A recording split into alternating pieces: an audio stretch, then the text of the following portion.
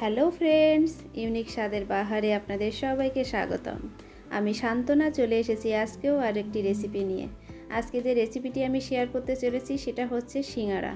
এটি দোকানের স্বাদের সিঙ্গাড়ার থেকে কোনো অংশে কম নয়, বরং বহু গুণে এর স্বাদ ভালো হবে দোকানের চেয়ে।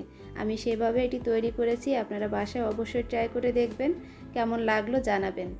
তো প্রথমে আমি নিয়েছি 2 কাপ ময়দা, আর নিয়েছি 1 চা চামচ কালো জিরা, সেটাকে সুন্দর করে ছড়িয়ে দেব। আর দিচ্ছি স্বাদ মতো লবণ, দিয়ে শুকনো উপকরণগুলো আমি সুন্দর করে মিশিয়ে নেব।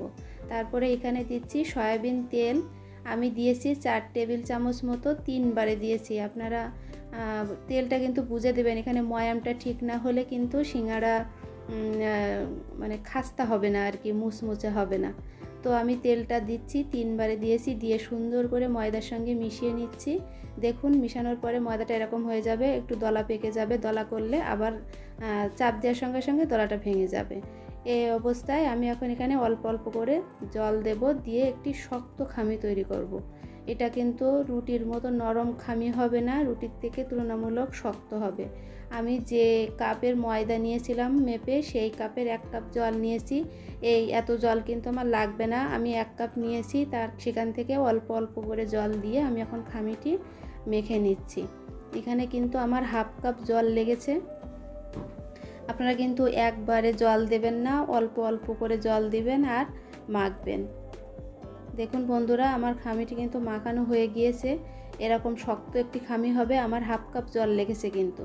এখন আমি এটাকে ঢেকে এক সাইডে সরিয়ে রাখবো।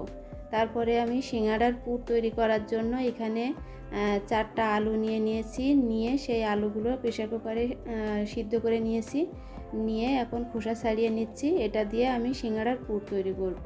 এখন আলুগুলোকে আমি সিঙ্গাড়ার পুরের ভিতরে যেরকম ছোট ছোট সাইজ থাকে, ওই ছোট ছোট সাইজের আলুগুলো কেটে নেব। বন্ধুরা, আমি আলুগুলো কাটতে থাকি, ততক্ষণে বলি আপনারা যারা আমার চ্যানেলটিকে সাবস্ক্রাইব করেছেন তাদেরকে অসংখ্য ধন্যবাদ। আর যারা এখনও আমার চ্যানেলটি সাবস্ক্রাইব করেননি তারা অবশ্যই আমার চ্যানেলটিকে সাবস্ক্রাইব করে আমার সাথে থাকবেন।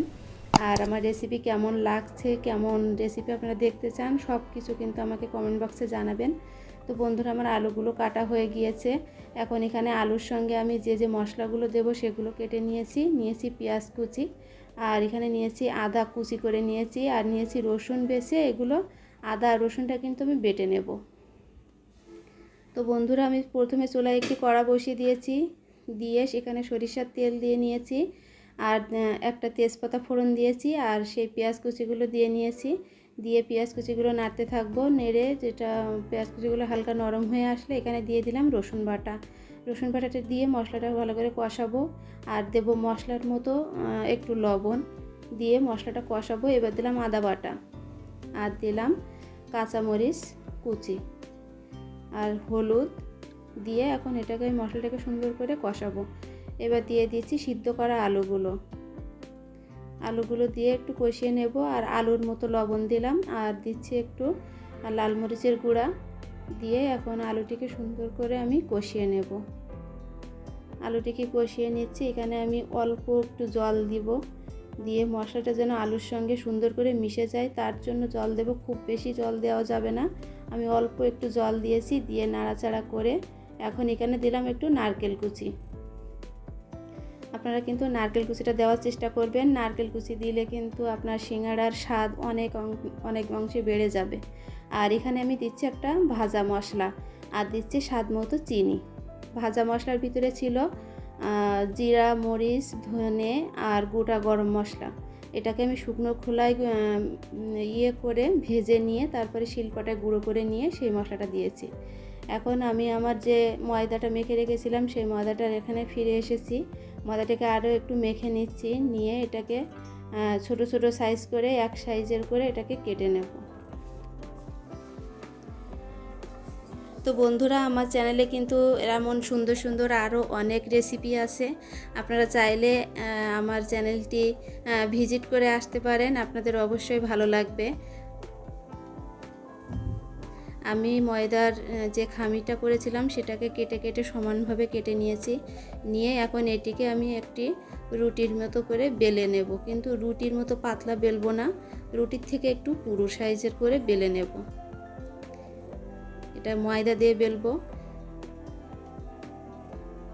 আমি কিন্তু ময়দা মাখানোর সময় শুকনো ময়দাতে যে তেল দিয়েছিলাম ওইটুকুই তেল দিয়েছি, আর কিন্তু পরে কোনো তেল ব্যবহার করব না। এখন এটি ময়দার সঙ্গে আমি বেলে নিচ্ছি।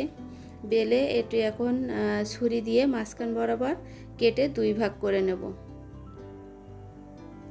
প্রত্যেকটি লেচি আমি এইভাবে কেটে 2 ভাগ করে নেব। 2 ভাগ করে ফিরে আসছি কিভাবে সিংড়া তৈরি করব সেখানে। তো বন্ধুরা, আমি প্রথমে তো একটি খণ্ড নিয়েছি, নিয়ে জল দিয়ে আমি দেখুন এরকমভাবে একটি কোণের সাইজ দিয়ে তৈরি করে নেব।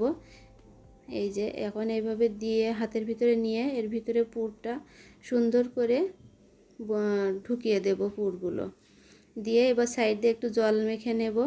নিয়ে দেখুন আমি যেভাবে তৈরি করছি আপনারা ঠিক এভাবে তৈরি করবেন। এখান থেকে টেনে নিয়ে মাঝখান বরাবর নিয়ে এসে অর্ধেকটা জোড়া লাগিয়ে আবার বাকি অর্ধেকটা এই সাইডে সরিয়ে নিয়ে এসে এই যে দেখুন কি সুন্দর একটা সিঙ্গাড়া হয়ে গেল। এভাবে আমি বাকি সিঙ্গাড়াগুলো সব করে নেব। তো বন্ধুরা, সিঙ্গাড়াগুলো করে এগুলোকে ডুবো তেলে ভাজবো। তার জন্য আমি একটি প্যান বসিয়ে নিয়েছি। প্যান বসিয়ে এখানে আমি তেল দিয়ে দিচ্ছি পরিমাণ মতো তেল দিয়ে এটাকে ডুবো তেলে অল্প আঁচে ভাজতে হবে। এটাকে কিন্তু অল্প আঁচে ভাজবো। আর সিঙ্গাড়া আমার একটু লালচে লালচে ভালো লাগে, তাই আমি একটু লালচে করে ভেজে নিয়েছি। আপনারা যদি মনে করেন এর থেকে একটু কম ভাজবেন সেক্ষেত্রেও কিন্তু হবে। আমার একটু বেশি লালচে হলে যেন ভালো লাগে, তাই আমি এমন করে ভেজে নিয়েছি। আপনারা আপনাদের মতো করে ভেজে নেবেন। তো বন্ধুরা, আমার সিঙ্গাড়া রেডি হয়ে গেল। এই সিঙ্গাড়া কিন্তু দোকানের সিঙ্গাড়ার থেকে বহু গুণে স্বাদে বেশি হবে। আপনারা অবশ্যই বাসায় ট্রাই করবেন। কেমন লাগলো আমাকে জানাবেন। আমার চ্যানেলটিকে লাইক দেবেন, বন্ধুদের সঙ্গে শেয়ার করবেন, আর আমার চ্যানেলটি সাবস্ক্রাইব করবেন। সাবস্ক্রাইব করে আমার ভিডিও তৈরি করার উৎসাহ দিবেন। তো বন্ধুরা, আপনারা সবাই ভালো থাকবেন, সুস্থ থাকবেন। নমস্কার।